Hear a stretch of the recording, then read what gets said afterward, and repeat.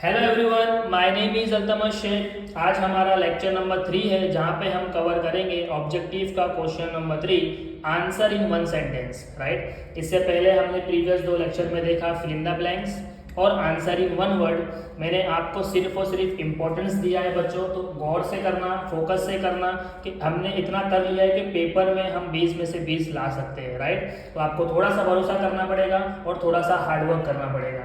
आज मैं बोर्ड पे नहीं करवा रहा हूँ because answer in one sentence को बोर्ड पे कराना लिखना इससे वीडियो लंबा हो जाएगा, इसलिए मैंने शीट पे लिख लिया है। तो आप इसी को कॉपी कर लेना, पहले पूरा अच्छे से क्वेश्चंस को देख लो क्या क्या इंपॉर्टेंट क्वेश्चंस है और उसके आंसर आपको पेपर में कैसे लिखना है। इन्हीं में से कोई 5 क्वेश्चन आपके पेपर में 100% आएगा। ओके, स्टार्ट करते हैं question number 1। Question number 1 is what do you mean by raising the goodwill at the time of admission of new partner. देखो बच्चों, एडमिशन ऑफ पार्टनर का क्वेश्चन है और क्वेश्चन आपसे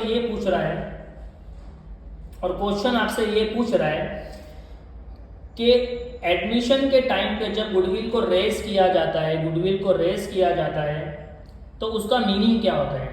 अब आपको इसको आंसर इन वन सेंटेंस में लिखना है, तो मैंने जैसा आपको लिख के दिया सेम एज इट इज आपको याद करना है और इसी को कॉपी पेस्ट करना है। तो answer is it means debiting goodwill account up to the value it is raised and creating all partners capital account in their old ratio in the books of the firm. यानी जब new partner goodwill का पैसा लेकर goodwill को हम raise करते हैं तो गुडविल अकाउंट डेबिट होता है और ओल्ड पार्टनर्स के अकाउंट में हम इसको क्या कर देते हैं, रिकॉर्ड कर देते हैं, यानी क्रेडिट कर देते हैं। सिंपल सा आंसर है, गुडविल को रेज करने का मतलब it means debiting goodwill account up to the value of it is raised and crediting all partners capital account. देखो बच्चों, बहुत इंपॉर्टेंट है, इसमें से 1 मार्क्स का 1 वर्ड भी बन सकता है कि जब गुडविल को रेज होता है तो ऑल पार्टनर्स के अकाउंट को हम क्या करते हैं, क्रेडिट करते हैं। ओके, तो आई होप क्वेश्चन नंबर 1 आपका क्लियर है। What do you mean by raising the goodwill at the time of admission of partner. Answer is it is means debiting goodwill account up to the value its raised and crediting all partners capital account in their old ratio in the books of the firm. Very important. Question number 2, who is solvent partner? Answer in one sentence में आपको लिखना है who is solvent partner। तो solvent partner का मतलब ये होता है बच्चों, जो जिसके पास इतने पैसे है कि वो अपना कर्जा चुका सके। राइट, तो answer is solvent partner is a partner whose assets are more than his liability। Right, कि सॉल्वेंट पार्टनर कौन है, जिसके असेट्स ज्यादा हो और लाइबिलिटी कम हो, उसी को हम क्या कहते हैं, सॉल्वेंट पार्टनर। राइट, तो आंसर इन वन सेंटेंस में हमको ब्रीफ करके नहीं लिखना है। मैं बार बार बोल रहा हूँ कि आंसर ज्यादा लिखने पे, बड़ा लिखने पे आपको मार्क्स नहीं मिलेगा। आंसर आपको 1 लाइन में लिखना है और सही भी लिखना है। राइट, तो हु इज सॉल्वेंट पार्टनर बच्चों। Answer is solvent partner is a partner whose assets are more than his liability। आप एटलीस्ट इतना करो कि मैं जब उसको रिपीट करता हूं तो आप मेरे साथ रिपीट करो, रिपीट करने से आपके माइंड में वो चीजें बैठेगी। राइट, तो who is solvent partner. Solvent partner is a partner whose assets are more than his liability। Okay, इसके अलावा पेपर में क्या पूछ सकता है, what is new ratio. New ratio क्या होता है। Answer is the ratio in which profit and loss are shared by the continuing partner after retirement of a partner is called new profit sharing ratio। Right sir, new ratio क्या होता है। New ratio का मतलब कि जो continuing partner होते हैं at time of retirement के सर रिटायरमेंट ऑफ पार्टनर में एक पार्टनर बिजनेस को छोड़ के जाता है, उसके बाद उसका जो भी प्रॉफिट लॉस होता है वो कंटिन्यूइंग पार्टनर लेते हैं। In which ratio, new ratio. Right, तो what is new ratio, the ratio in which profit and loss are shared by the continuing partner after retirement of a partner is called new profit sharing ratio. तो आपको same as it is 1 marks के लिए इतना लिखना है। Okay, next question क्या है बच्चों, what is dissolution of partnership firm. Dissolution of partnership firm का मतलब सबको पता है कि सर एक पार्टनरशिप फर्म को क्लोज कर देना, बंद कर देना, उसी को कहते हैं डिसॉल्यूशन ऑफ पार्टनरशिप फर्म। आप इसको 1 सेंटेंस में कैसे लिखोगे। Dissolution means termination of the existing relationship between the partners of a firm. देखो कितना प्यारा आंसर है। डिसॉल्यूशन मीन्स टर्मिनेशन, किसी चीज को टर्मिनेट कर देना, खत्म कर देना। Of the existing relationship between the partners of a firm. जब पार्टनर्स आपस में पार्टनरशिप को ही खत्म कर देते हैं उसी को कहते हैं डिसोल्यूशन। 4 क्वेश्चन हो गए हमारे। जितनी भी क्वेश्चन है मैं आपको बोल रहा हूँ बच्चों, इन्हीं में से 5 क्वेश्चन आपके पेपर में हो गए, तो आपको एटलीस्ट इसको मैक्सिमम यानी फोकस के साथ इसको याद कर लेना है, right. Answer in one word और फिल इन द ब्लैंक्स अगर आपने 1-2 बार देखा तो वो आपके माइंड में बैठ जाएगा, but answer in one sentence आपको याद करना पड़ेगा, राइट। तो अभी वीडियो में एटलीस्ट इतना फोकस से देखो कि इसको याद करने में आसानी हो जाए। Okay, next. Partnership deed is silent in respect of sharing of profit and loss. In this case, what will be the ratio in which profit and loss to be shared? बच्चा देखो क्वेश्चन बड़ा है, इसका मतलब answer भी बड़ा नहीं होगा। आप में सिर्फ इसको ध्यान से पढ़ना है और आपको इसका आंसर आ जाएगा, right. Partnership deed is silent. अगर पार्टनरशिप डीड में शेयरिंग प्रॉफिट रेशो पार्टनर्स का नहीं दिया होता है तो पार्टनर आपस में वो प्रॉफिट लॉस को कैसे शेयर करते हैं, कैसे शेयर करते हैं, ये क्वेश्चन आपसे पूछ रहा है। यानी इसका आंसर है वो इक्वली शेयर करते हैं, बट हमें तो आंसर वन वर्ड नहीं लिखना है, हमें आंसर इन वन सेंटेंस लिखना है। तो हम क्या करेंगे, इस पूरे क्वेश्चन को सेम लिखेंगे, बस यहाँ पे देखो क्या लिखेंगे, in case if partnership deed is silent in respect of the profit sharing ratio, the answer is partner is equal proportion, right? In case of partnership deed is silent about the sharing proportion, the profits and losses to be shared by the partner in equal proportion. इसका main answer यही है बच्चों, equal, but आपको पूरे question को rewrite करना पड़ा answer in one sentence के लिए, right.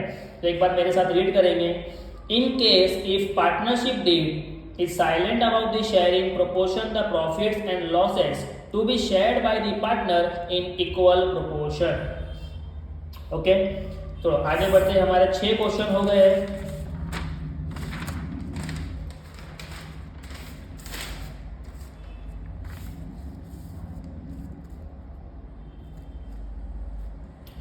Okay, what is next question? Next question is what is legacy. Legacy क्या होता है बच्चों? तो ये इंपॉर्टेंट क्वेश्चन है, इसको मार्क कर लेना, पेपर में हाईली चांसेस है कि लेगेसी के बारे में आंसर इन वन सेंटेंस में पूछे। सो लेगेसी क्या है?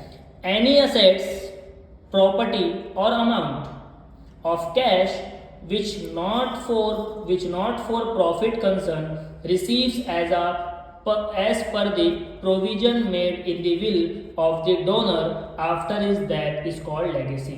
देखो बच्चों, लेगेसी क्या होता है कि कोई भी एक पर्सन, कोई भी एक आदमी जो पैसे वाला होता है, जो अपनी प्रॉपर्टी को या अपने असेट्स को या अपने कैश को क्या करता है, किसी एनपीओ को देता है, राइट। लेकिन वो कब देता है? वो एक विल बनाता है। क्या बनाता है? विल, वसीयत बनाता है, और उसमें लिखता है कि मेरे मरने के बाद इतना प्रॉपर्टी, इतना पैसा या इतना असेट्स ये एनपीओ को जाएगा, यानी जो एनपीओ, जो नॉट प्रॉफिट कंसर्न है, वो मैं उसको दान करना चाहता हूँ, डोनेट करना चाहता हूँ, बट मेरे मरने के बाद, तो मरने के बाद जो भी अमाउंट डोनेट किया जाता है उसी को कहते हैं लेगेसी। तो आंसर इन वन वर्ड में आपको क्या एक्सप्लेन करना है? Any assets, property or amount of cash which not for profit concern received as per the provision made in the will of the donor after his death is called legacy, right? Next question, और बहुत ही favourite question examiner का paper में बहुत बार पूछता है, what is says, right. What is says?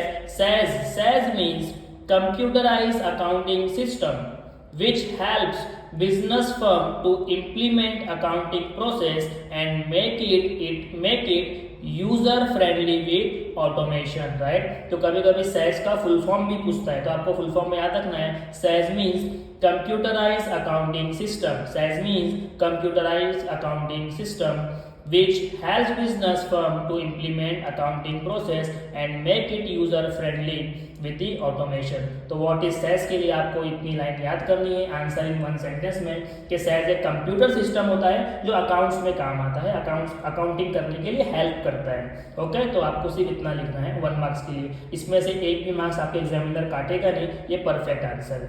Okay, next question, who is called insolvent person. देखो अभी just हमने देखा सॉल्वेंट पर्सन क्या होता है। सर सॉल्वेंट पर्सन क्या होता है? जिसके असेट ज्यादा होते हैं और लायबिलिटी कम होती है।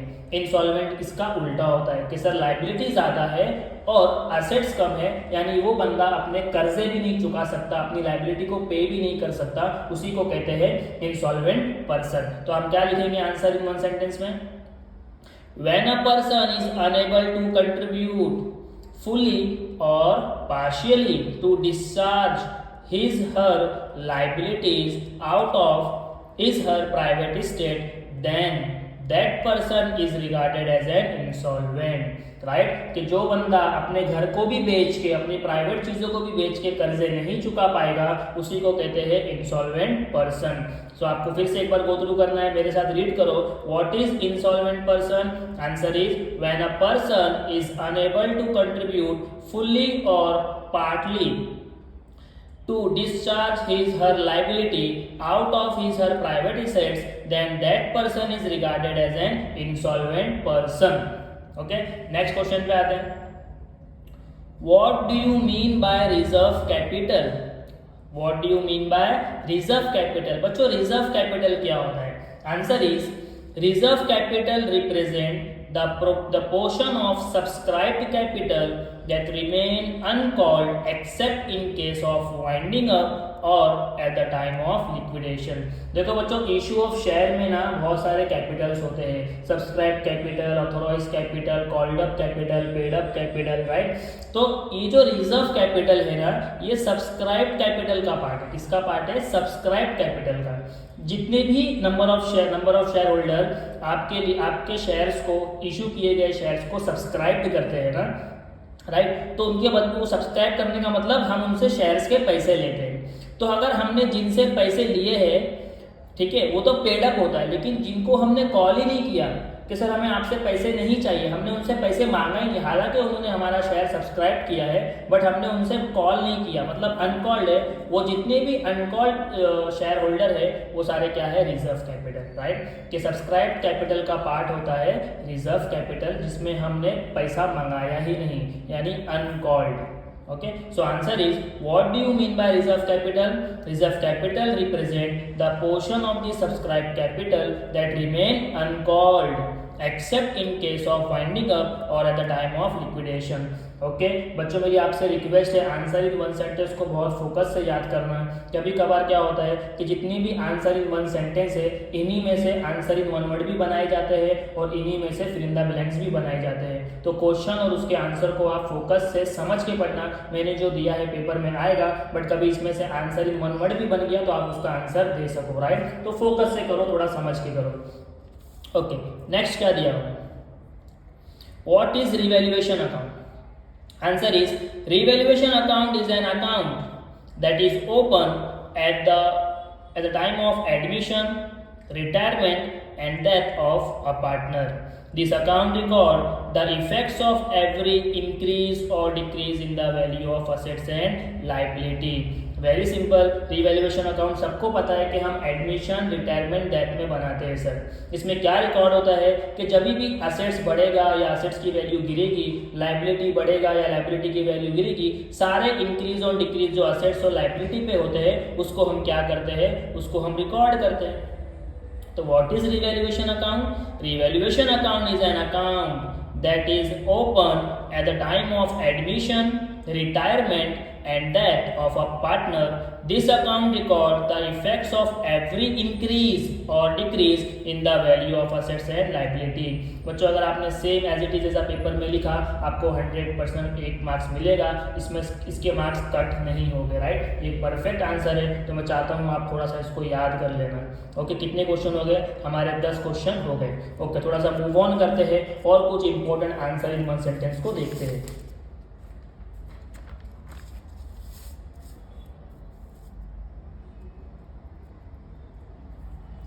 So question number 11, what is balance sheet? Question number 11 is what is balance sheet?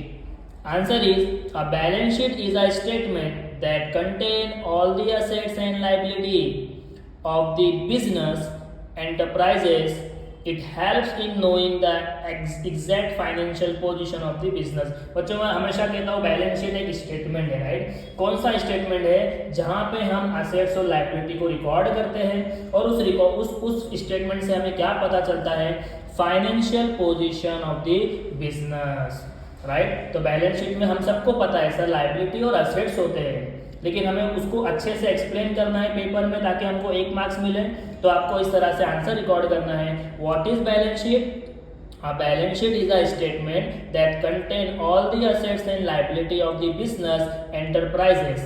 It helps in knowing the exact financial position of the business, right? तो मैं चाहता हूँ ये वीडियो को आप पहले completely देखो, इसको समझो, राइट। और इसके बाद इसको अपनी बुक में नोट डाउन करो कि आपको बार बार मोबाइल निकाल के वीडियो देखने की ज़रूरत नहीं पड़ेगी। और मैं चाहता भी नहीं कि आप बार बार वीडियो देखो, कभी इंटरनेट की प्रॉब्लम आ जाती है, कभी सर्वर डाउन होता है, राइट। और मोबाइल में कभी कभी हम वीडियो देखते हैं तो दोस्त का, फ्रेंड्स का नोटिफिकेशन आ जाता है, तो हमारा माइंड भी भटक जाता है। तो मैं चाहता हूँ थोड़ी सी मेहनत लगेगी, कुछ दिन है, फिर आपको हमेशा हमेशा के लिए 12 से तो छुट्टी मिल ही जाएगी। 13 तारीख को आपका लास्ट पेपर है। तो बच्चों एटलीस्ट इसको पहले पॉज करके जब पढ़ के वीडियो देख के आपका हो जाएगा, स्क्रीनशॉट लेके इसको अपनी बुक में रिकॉर्ड कर लेना, राइट। और अपने फ्रेंड्स को, दोस्तों को भी शेयर करना। Next, what is gain ratio और बेनिफिट रेशियो? ठीक है, पेपर में पूछा जाने वाला बहुत ही, बोलते हैं ना, एग्जामिनर का जो पेपर बनाता है उसका फेवरेट क्वेश्चन है। व्हाट इज गेन रेशियो और बेनिफिट रेशियो? गेन रेशियो और बेनिफिट रेशियो क्या होता है? Ratio, gain ratio and benefit ratio is a ratio by which remaining partner are benefited on retirement of any partner is known as gain ratio, right? कि जब एक partner business से छोड़ के जाता है तो उसका जो भी प्रॉफिट लॉस होगा वो रिमेनिंग पार्टनर यानी कंटिन्यूइंग पार्टनर लेते हैं। तो जिस भी रेशियो में वो बांटते हैं उसी को कहते हैं बेनिफिट रेशियो। यानी एक पार्टनर बिजनेस को छोड़ के जा रहा है और उसकी जगह जो भी पैसा वो लेता था अब कौन लेंगे? रिमेनिंग पार्टनर, उसी को कहते हैं बेनिफिट रेशियो। एक बार मेरे साथ बोलेंगे, व्हाट इज गेन रेशियो और benefit ratio? Answer is ratio by which remaining partner are benefited on retirement of any partner is known as gain ratio. Okay, next question is what is authorized capital? Examiner का ये भी एक favourite question है बच्चों, थोड़ा mark कर लेना, ध्यान से फोकस से पढ़ लेना। What is authorized capital? अभी मैंने आपको बोला कि इश्यू ऑफ शेयर में बहुत सारे कैपिटल्स होते हैं, उसमें से एक कैपिटल होता है ऑथोराइज्ड कैपिटल। ऑथोराइज्ड कैपिटल क्या होता है? Answer is the authorized capital of a company is the maximum amount of share capital for which share can be issued by a company. It is stated in the memorandum of association. Okay, answer complete है 1 mark के लिए। Sir authorise capital क्या होता है? Authorise capital किसी भी company का, किसी भी बिजनेस का मैक्सिमम शेयर कैपिटल है। मैक्सिमम शेयर कैपिटल यानी इससे ज़्यादा हम अथॉरिटी नहीं दे सकते, उसी को कहते हैं ऑथोराइज शेयर कैपिटल। और ऑथोराइज शेयर कैपिटल स्टेट यानी कहाँ पे लिखा हुआ है? Memorandum of association, MOA, memorandum of association. आपने SP में ये अच्छे से पढ़ा होगा। ओके, तो एक बार मेरे साथ बोलेंगे, what is authorized capital? The authorized capital of a company is the maximum amount of share capital for which share can be issued by a company. It is stated that in the memorandum of association. Okay, next question. Who is drawer? I hope ये तो हर बच्चे को पता है drawer कौन है। Sir drawer जो bill को बनाता है, बिल्स ऑफ एक्सचेंज ड्रॉ करता है, राइट। देखो आंसर क्या है? Who is drawer?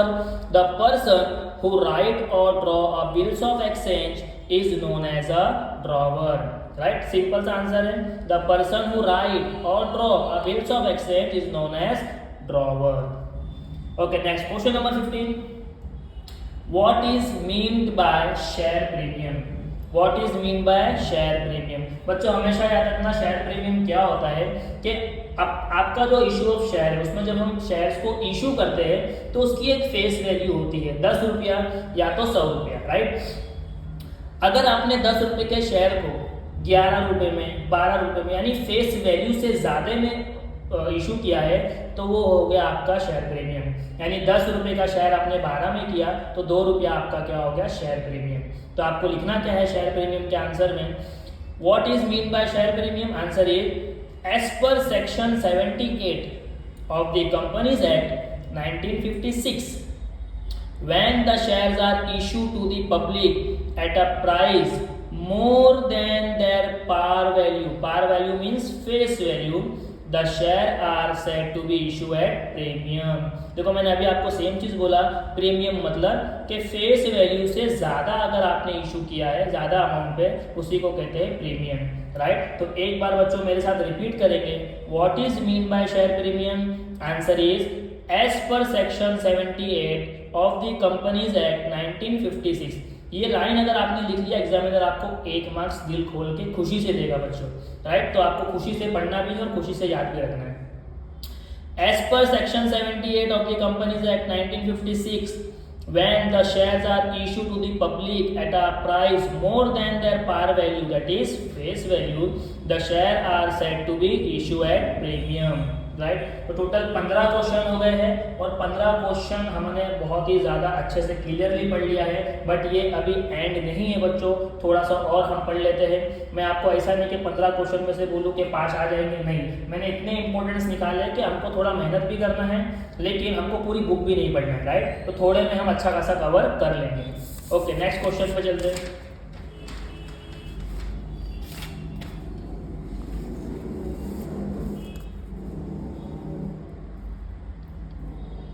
Okay, so question number 16, what is due date of bill?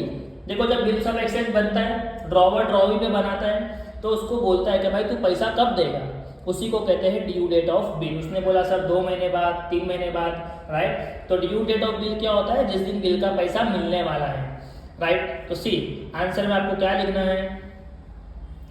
The date on which the payment of the bill become due is called the due date और the date of maturity, right. आपको क्या लिखना है? The date on which the payment of bill become due, जिस दिन bill का पैसा मिलने वाला है उसी दिन को कहते हैं due date, is called the due date और द डेट ऑफ मैच्योरिटी। आप इसको ड्यू डेट भी बोल सकते हो या डेट ऑफ मैच्योरिटी भी बोल सकते हो, राइट। चलो question number 17। Question number 17 is what is trial balance? Answer is trial balance is a list of all the debit and credit balance of ledger account, right. देखो बच्चों 11th class में पढ़ाया गया था कि फाइनल अकाउंट तो हमारा accounting year के एंड में बनता है। पहले क्या होता है? सबसे पहले एक बिजनेस ओपन होता है, उस बिजनेस के अंदर ट्रांजेक्शन होते हैं, उस ट्रांजेक्शन को जर्नल में रिकॉर्ड किया जाता है, जर्नल एंट्री के बाद लेजर में रिकॉर्ड किया जाता है, और उसी लेजर से क्या बनाया जाता है? ट्रायल बैलेंस, और ट्रायल बैलेंस से हम फाइनल अकाउंट करते हैं, राइट। तो पूछा गया है ट्रायल बैलेंस क्या है? Trial balance is a list of all debit and credit balance of ledger account, यानी लेजर अकाउंट से क्या बनाया जाता है? Trial balance. Okay, question number 17 को रिपीट करेंगे मेरे साथ। What is trial balance? Trial balance is a list of all debit and credit balance of ledger account. Question number 18, what is entrance fees? अब एंट्रेंस फीस एग्जामिनर आपसे पूछ रहा है entrance fees क्या है मुझे बताओ। तो वैसे तो ये एनपीओ की एक इनकम है, बट अब sorry, what is entrance fees? हम इसको एनपीओ की इनकम मानते हैं, तो इसको वन सेंटेंस में कैसे डिस्क्राइब करेंगे, right. Entrance fees is paid by those person who wish to become a member of the organization. It is an income for not profit organization. मैंने अभी बोला कि एंट्रेंस फीस क्या है? Income for not profit organization. अगर आपने इतना भी लिखा ना बच्चों, यहाँ से लेके यहाँ तक, entrance fees is an income for not profit organization, तो आंसर इन वन सेंटेंस के लिए काफ़ी है, आपको 1 मार्क्स मिलेगा। लेकिन हम लोग थोड़ा अच्छे से एक्सप्लेन कर देंगे।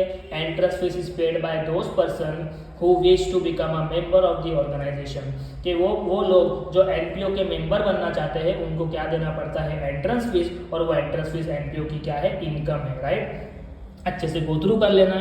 Next question number 19, what is qualified acceptance? Very important question, examiner का फेवरेट क्वेश्चन है, और पेपर में इसके बारे में बच्चे अक्सर लिख नहीं पाते हैं। देखो बच्चों, सबसे पहले ये बिल्स ऑफ एक्सचेंज का क्वेश्चन है कि जब ड्रॉवी एक्सेप्ट करता है तो एक्सेप्ट करने के भी टाइप्स होते हैं। तो यहाँ पूछा है उसने एक्सेप्ट कैसे किया? Qualified acceptance. तो बताओ what is qualified acceptance?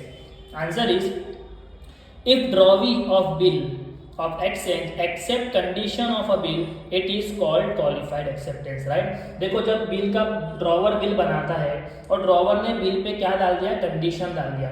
Condition ये डाला कि आपको 10,000 का अगर मैं माल दे रहा हूँ तो आपको 5,000 अभी कैश देना है और 5,000 के लिए आपको मैं बिल दूंगा। तो 5,000 के लिए कैश देने के लिए अगर ड्रॉ भी रेडी है तो उसे कहते हैं क्वालिफाइड एक्सेप्ट, यानी उसने टर्म्स एंड कंडीशन को क्या किया, एक्सेप्ट किया। So what is qualified acceptance? If the drawee of a bill of exchange accept condition of the bill, it is called qualified acceptance. बहुत ही simple answer. Okay next, what is the formula for calculating gross profit? ठीक है, अभी यहाँ पे आपको एक formula पूछा गया है, कैलकुलेटिंग ग्रॉस प्रॉफिट, यानी ग्रॉस प्रॉफिट रेशो निकालने का फॉर्मूला क्या है? तो ग्रॉस प्रॉफिट रेशो निकालने का फॉर्मूला है gross profit divided by net cell into 100। तो ग्रॉस प्रॉफिट के लिए ग्रॉस प्रॉफिट लगेगा divided by net cell into 100, आपको मिलेगा ग्रॉस प्रॉफिट रेशो, राइट? तो अगेन मेरे साथ रिपीट करो, ग्रॉस प्रॉफिट रेशो निकालने का फॉर्मूला क्या है? Gross profit divided by net cell into 100। I hope अभी तक आपको वीडियो के सारे पॉइंट, सारे क्वेश्चन समझ में आए हैं। अब हम थोड़ा सा और देखेंगे कितने क्वेश्चन हो गए, 20। मैं कोशिश करूंगा आपको मैक्सिमम 30 करवाने की इस वीडियो में, और जितने भी 30 है इसके बाद हम और नहीं पढ़ेंगे, 30 काफ़ी है और आपके पेपर में इन 30 में से कोई 5 100% आएगा।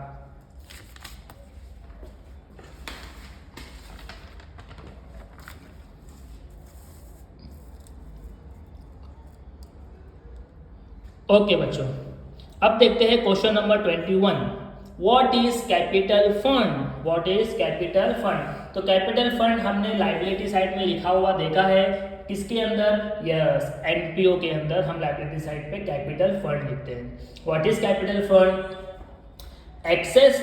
Access of assets over liability in case of NPO concern is known as capital fund. जब एनपीओ की बात हो और एनपीओ के अंदर असेट्स ज्यादा है और लाइबिलिटी कम है, उसी को कहते हैं कैपिटल फंड। ओके, एक बार रिपीट करेंगे मेरे साथ, what is capital fund? Answer is excess of assets over liability in case of NPO concern is known as capital fund. Very good. Question number next, what is equity share? 100% ये आपको आता है because SP में equity share, preference share, ये सब आपने पढ़ा हुआ है। फिर भी एक बार देख लेते हैं हमें वन लाइन में क्या लिखना है। What is equity share?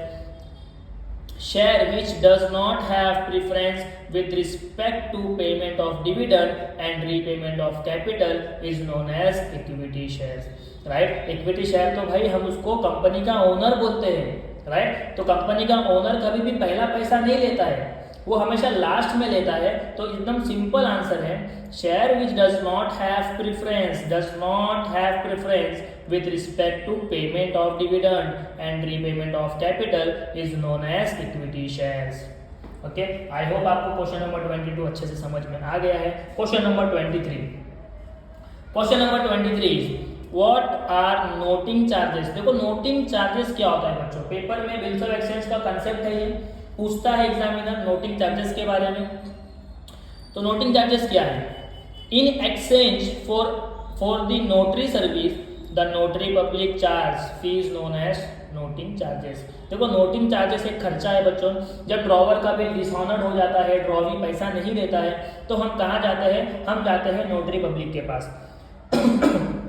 Answer in one word में हमने कवर किया है कि जिस गवर्नमेंट जिस बंदे को अपॉइंट करती है नोटिंग चार्जेस के लिए, यानी डिसऑनर्ड का केस संभालने के लिए, उसी को कहते हैं नोटरी पब्लिक। और नोटरी पब्लिक को हम जो पैसा देते हैं उसी को कहते हैं नोटिंग चार्जेस, राइट? तो ये एक एक्सपेंस है जो ड्रॉवर पे करता है, लेकिन एंड में ड्रॉवी वापस करता है। तो व्हाट आर नोटिंग चार्जेस? मेरे साथ रिपीट करो, in exchange for the notary service the notary public charges fees known as noting charges. Okay, next question, question number 24, what is analysis of financial statement? What is analysis of financial statement? Answer is analysis of financial statement means critical evaluation of financial statement to measure the profitability, solvency and growth of organisation, यानी organisation की, business की, company की, firm की जो profitability है उसको measure कौन करता है? Analysis of financial statement. Okay, what is analysis of financial statement? Analysis of financial statement means critical evaluation of financial statement to measure the profitability, solvency and growth of organization. कल ये same question हमने answer in one word में देखा था बच्चों कि आपको question तो ये था और आंसर ये था. आंसर इन वन सेंटेंस में उल्टा हो गया है कि सर क्वेश्चन ये है और आंसर ये है. पेपर में अगर वन वर्ड में आया ये लिख के तो आपको लिखना है analysis of financial statement, right. तो मैं आपको बार बार बोल रहा हूँ आंसर इन वन सेंटेंस के अंदर से आपके वन वर्ड और फिल द ब्लैंक्स बनाए जा सकते हैं, तो इसको फोकस से करना बच्चों. Okay, next question number 25. When is bill said to be honoured? कि ड्रॉवर बिल को कब हॉनर्ड बोलता है? हॉनर्ड का मतलब क्या होता है बच्चों? जब बिल का पैसा मिल जाता है, बिल का पैसा मिल जाता है उसी को कहते हैं हॉनर्ड होना. So answer is a bill is said to be honoured when the amount of bill is paid on its due date, यानी बिल की जो डेट थी, जिस दिन पैसा मिलने वाला था उस दिन पैसा मिल गया, उसी को कहते हैं bill honoured. Answer is a bill is said to be honored when the amount of bill is paid on its due date. Okay, I hope आपको वीडियो समझ में आ रहा है, थोड़ा पसंद आ रहा है, लेकिन थोड़ा बोर भी हो रहा है. लेकिन बच्चों बोर तो होना ही है, लेकिन हमारा एग्जाम भी तो है, हमें कुछ दिन पढ़ाई करना है, तो अपने बोर को थोड़ा सा साइड में रखो, हार्डवर्क करो. आपके पेरेंट्स ने आपको पढ़ाने के लिए बहुत हार्डवर्क किया है, तो एटलीस्ट किसी के लिए नहीं तो अपने पेरेंट्स के लिए वीडियो कंप्लीट देखो और पेपर अच्छे से देना और आपके पेरेंट्स को पास होकर प्राउड फील करवाना. मैं चाहता हूँ कि आपके पेरेंट्स जो है वो आप पे प्राउड फील करें. ओके, और ये आपकी जिम्मेदारी है आपके पेरेंट्स को प्राउड फील करवाने की. What do you mean by carriage inward? What do you mean by carriage inward? Answer is this are the direct expense that are incurred to transport the goods from the supplier place to the firm place and it's recorded debit side of trading account. सबको पता है carriage inward trading account के credit side, debit side पे लिखा जाता है. But sir इसका मतलब क्या होता है? ये एक गुड्स ट्रांसपोर्ट करने का कॉस्ट है, खर्चा है, गाड़ी भाड़ा बोल सकते हैं आप इसको, राइट. तो आपको लिखना है this are the direct expense that are incurred to transport the goods from supplier place to the firm place, यानी दुकान से किसी दुकान तक पहुंचाना, उसी को कहते हैं कैरेज इनवर्ड. ओके, गाड़ी भाड़ा है वो. आई होप आपको क्वेश्चन नंबर 26 तक अच्छे से समझ में आ गया है. नहीं समझा तो 1 से 2 बार वीडियो को और देखना, इसको अपनी बुक में कॉपी जरूर करना. आगे बढ़ते नेक्स्ट.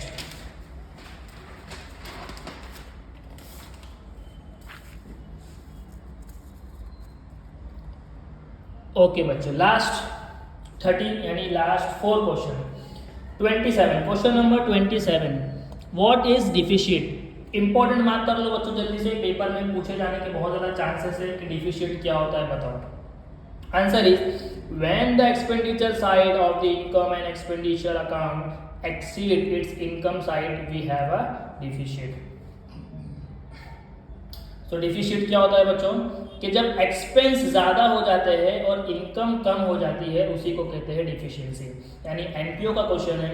अगेन एक बार रीड करेंगे मेरे साथ. What is deficit? When the expenditure side of the income expenditure account exceed मतलब ज़्यादा, its income side we have deficit.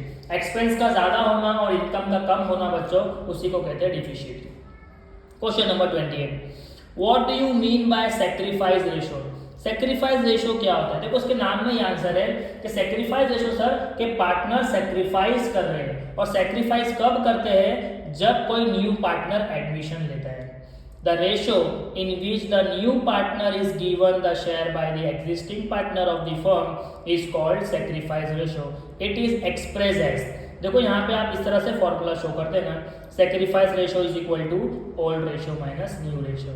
old ratio minus new ratio is equal to sacrifice. आपके paper में कल one word में मैंने आपको solve कराया था old ratio minus new ratio. Answer in one word में. So answer is sacrifice ratio. Right? What is sacrifice ratio? The ratio in which the new partner is given the share by existing partner of the firm is called sacrifice ratio. It is expressed as sacrifice ratio is equal to old ratio minus new ratio.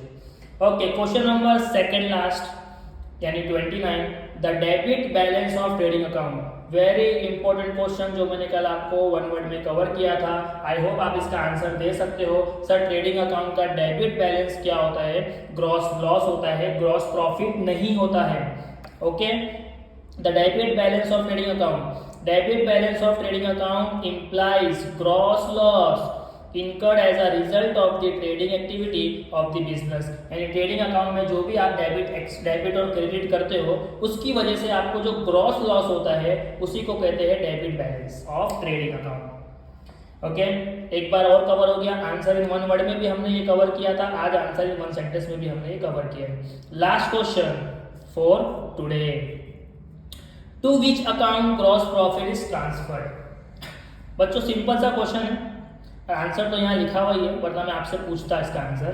But हम gross profit को कौन से account में transfer करते हैं? Sir बहुत ही simple और प्यारा क्वेश्चन है, और पेपर में अगर ऐसा क्वेश्चन आएगा तो 100% हमारे अकाउंट्स में आउट ऑफ मार्क्स आ जाएंगे। 20 में से 20 मार्क्स ऑब्जेक्टिव्स के तो मिलेंगे ही। ग्रॉस प्रॉफिट को हम ट्रांसफर कहाँ करते हैं? प्रॉफिट एंड लॉस अकाउंट में।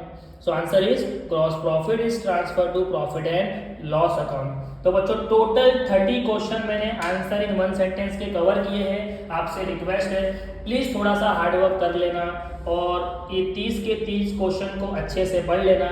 पेपर में इनमें से कोई 5 क्वेश्चन आएगा और आप इसको अच्छे से लिख लेना, राइट। तो वीडियो कंप्लीट देखने के बाद इसको कॉपी और पेस्ट कर लेना अपनी बुक के अंदर, मोबाइल में मत रखना। मोबाइल में रखने से क्या होगा कि मोबाइल कभी आपके पास नहीं है या नेट नहीं चल रहा है तो आपको गो थ्रू करने नहीं मिलेगा। नोट करने से क्या होगा, पेपर वाले दिन भी आप अपनी बुक में से देख के गो थ्रू कर सकते हो, राइट। तो बेस्ट ऑफ लक। अभी भी छुट्टी चल रही है और आपको ऑब्जेक्टिव्स और साथ में प्रैक्टिकल सम्स भी करने हैं। तो मैं सिर्फ आपको पेपर तक ऑब्जेक्टिव्स ही करा रहा हूँ, बिकॉज प्रैक्टिकल सम्स मुझे लगता है आपको अच्छे से आता है और आप उसकी पोस्टिंग वगैरह घर पे कर रहे हो, राइट। तो thank you so much for today. Healthy रहो, पेपर तक तो बीमार नहीं पड़ना, बाहर की कोई चीज़ें खाना नहीं जिससे आप बीमार पड़ो, और पढ़ाई पे फोकस करो, अच्छे नंबर से पास हो जाओ और अपने फ्यूचर को ब्राइट करो। Thank you so much for today. अगर वीडियो पसंद आया है तो प्लीज़ वीडियो को लाइक करना, शेयर करना और सब्सक्राइब करना। जो भी फ्रेंड्स ऑब्जेक्टिव्स के भरोसे बैठे हैं सबसे पहले उनको ये वीडियो शेयर करना। थैंक यू सो मच, मिलते हैं नेक्स्ट वीडियो में।